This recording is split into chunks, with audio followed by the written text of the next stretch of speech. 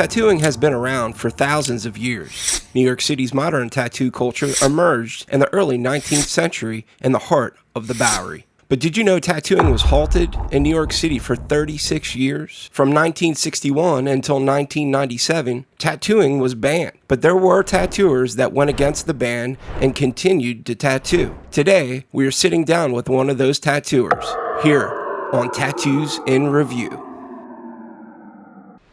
We're here with Ronnie Dell Aquila up in East Stroudsburg. No, Stroudsburg. Stroudsburg. East is across the bridge. And Ronnie's tattoo shop, where he's been tattooing here for 40 years this October. There you go.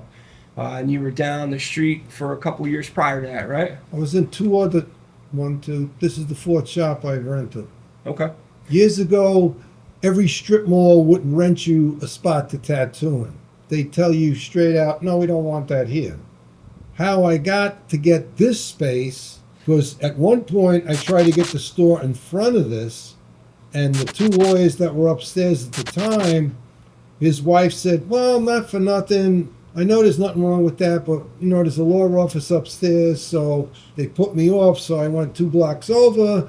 An accountant had rented all of these because he had an apartment, a partner. The partner backed out and he didn't need this room.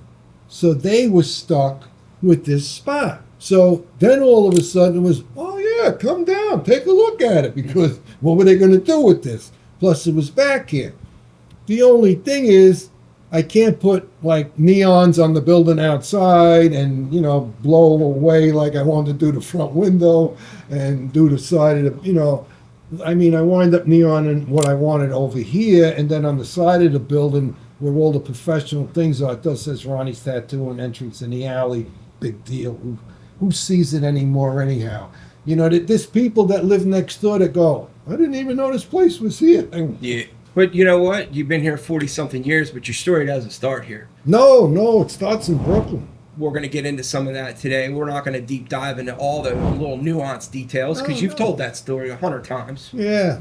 But I do want to give these guys an opportunity to fully understand your start. You know, I'll kind of give you some of what I know, and then you can kind of fill it in and go from there. Okay. I know that you said you came from a neighborhood when you were a young kid, and you had to knock around guys that had tattoos. Right. And that's why you got into it. But nobody in your family did, right? Nobody on either side of the fence. The word tattoo was never even once mentioned. It just didn't exist until one time when they were looking to close New York City. They did a newscast on a Sunday night, and I was at my grandmother's, and my uncle, who was a bachelor, who was a great guy, was real good to me, and it came on a thing, and they actually had footage like of showing you shops that were in Coney Island, and started talking about to help the hepatitis epidemic and this, that. And before they got any further, all of a sudden, he got up and he said, you don't want to watch this shit. And he turned the fucking thing off. I was like 7, 8 years old at the time. And it like clicked in my head like, wow, like, what are you doing that for? I didn't say nothing else, and I wasn't disrespectful, but just like it triggered my head to be even more interested than when I was younger and I saw a mark on a guy's arm that was a blurry thing from World War II or something.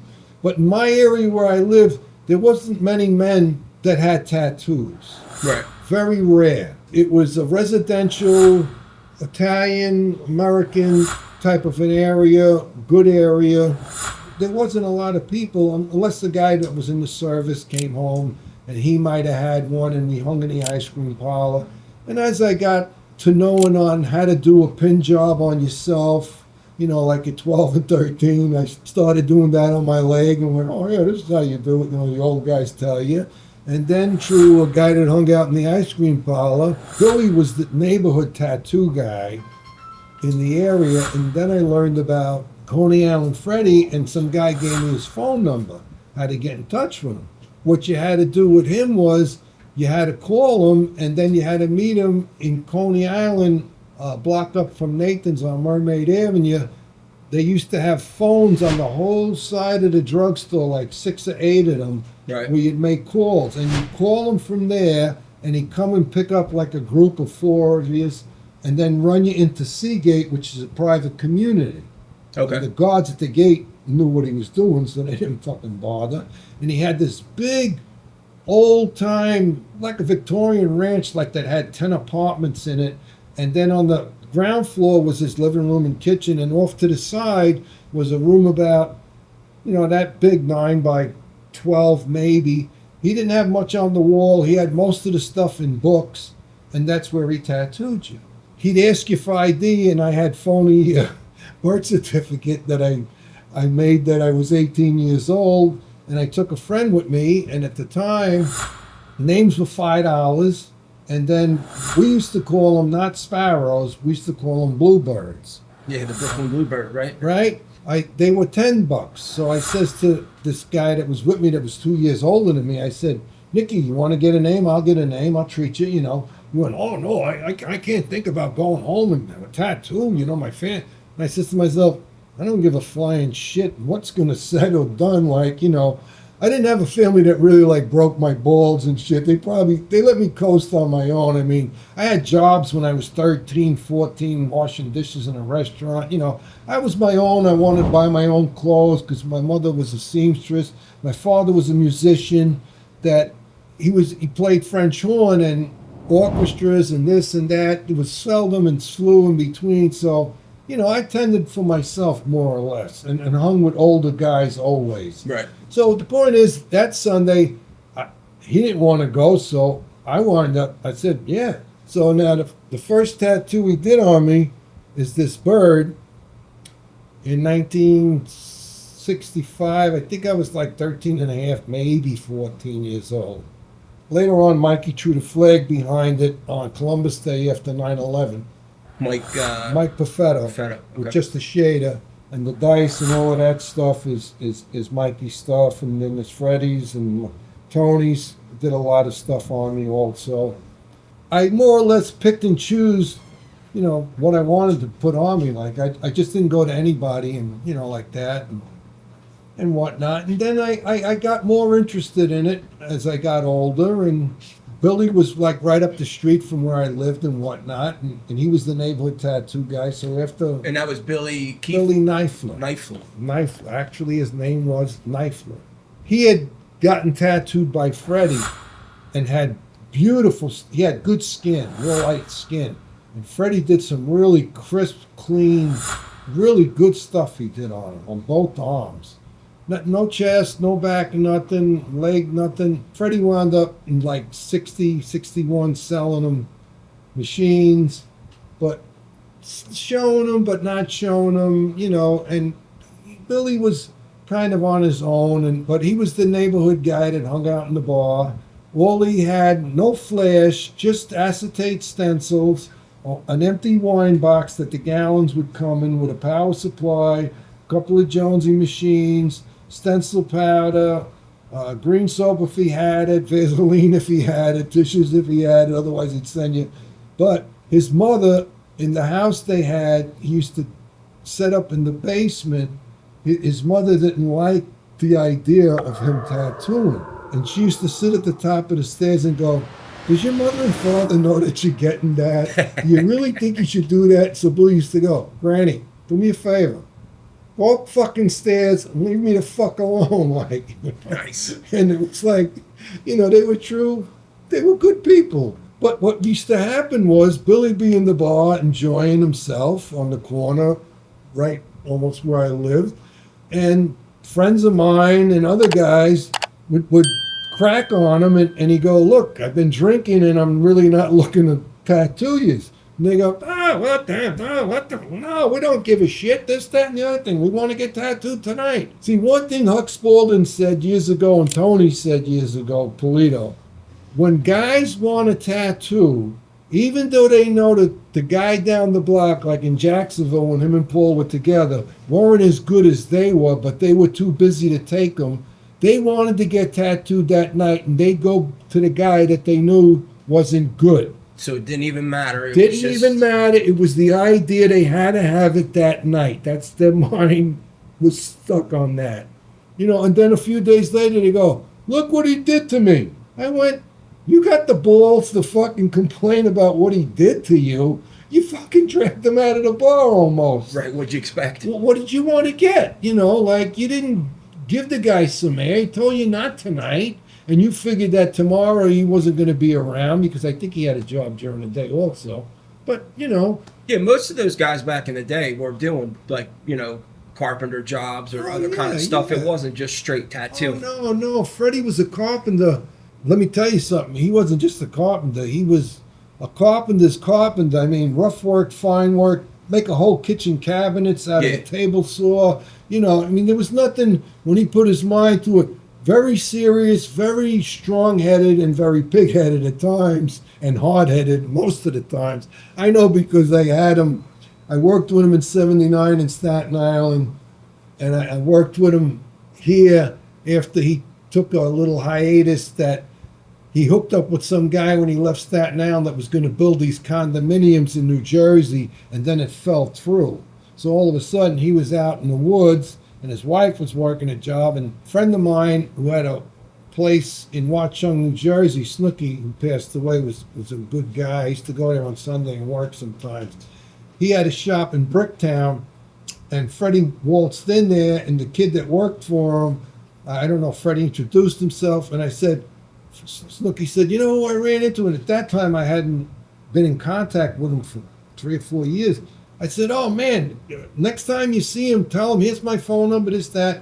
And we started talking again, this, that. I said, what are you doing? He went, nothing right now. I said, at the time, this was the beginning of the 90s, and there wasn't what there was around here, and there wasn't in a 50-mile radius in every little town a tattoo shop. So I was getting all of that, and I was staying busy because I'd ask guys, where you guys come from? And they'd say like 50 miles out by Bloomsburg or something. I went, you guys traveled? Yeah, man, we heard about you. And there'd be 4 or 3 of them, and you do $80 tattoos. And I was more than happy and pleasurable, and I'd finish and I'd go home to my family, and that was it. I didn't go to no bars or... Right, but you were bouncing back and forth between here and New York City. In 78, when I opened my first shop up here down the street, Freddie came up with this wonderful get-rich-quick scheme. Tattooing was still illegal in Brooklyn, but we were going to work behind this T-shirt that him and this so-called friend of his that he'd been tattooing for years, who was a half a wannabe, and I was more or less like disgusted with being here because it was November and there was no money, plus there was really no population back then, or industry or like this, like that. So I more or less, he convinced me. I went on this mission that turned out to be a thing of like, more like, you know, everybody wanted to be a tough guy in the room, and the other room where I was next to it, you know, like young guys would feel inferior that they got to deal with half-ass tough guys or whatever you want to call them from the neighborhood. They didn't need that kind of crap. So that lasted a few months, and then from there I wind up going and working for him. He used to tattoo on his porch in Staten Island. He had a little setup, and next door was a small little bungalow that was for rent. So he wound up renting the bungalow, and we put that shop together. Like I started at 2 in the afternoon. By 7 o'clock, we were ready for the first customer. And I worked there from like March till November when that fell apart. And then I wound up opening a little shop. Me and Pete built down my sister-in-law's basement in Brooklyn. Stayed there for a couple of months, and then Dominic Chancey's family lived out on Staten Island, and he had saw a tattoo I did on somebody in a pizzeria, and he asked who did it. They told him, the guy that works with Coney Island Freddie 3 days a week, because I didn't work there full week. I'd sleep there, and then I'd go back home to my family. God bless my wife for even dealing with me. But one thing I have to say, which I always say, if it wasn't for her, from the beginning, I wouldn't be where I am today, because she was more than 1,000% behind me in, you know, either writing letters or, you know, communicating, or like didn't mind 5 guys in the living room and two little kids and me tattooing them Yeah. and smoking, you know, and What- she was a real woman, you know what I mean? She was good people. You know, I had heard a story about her, I guess, writing, was it Spaulding or was No, it Zeiss? She wrote Zeiss. Zeiss. Zeiss about, at the time, had used tattoo equipment, and the price was $75 for it, which consisted of whatever junk he threw together. So she wound up writing them and saying, like, I think I was out of work at the time because I was delivering furniture for like, I forget, like $35 or $50 or something. She said, you know, that's what we can, you know, and sent them. We sent back a letter and replied, and this was in 71, I think. And I actually got the stuff in 72. That's when I did my first tattoo. Okay. And he sent me a liner and a shader, no foot switch, a clip cord, and an Aurora like slot car transformer. You just turned it on and it buzzed, and you know. No, so, on and off. It was either on or off. Yeah, that was it. And you went to town with it. And On the next episode, he had a crisp, clean Boxer Boy with the clouds and a name that was printed that was done by Tony Polito. What are you guys tattooing with? It's not wood, it's flesh. You're carving people up. I swear, just not to lose the sale, he took two lightweights from somebody else. thanks for watching.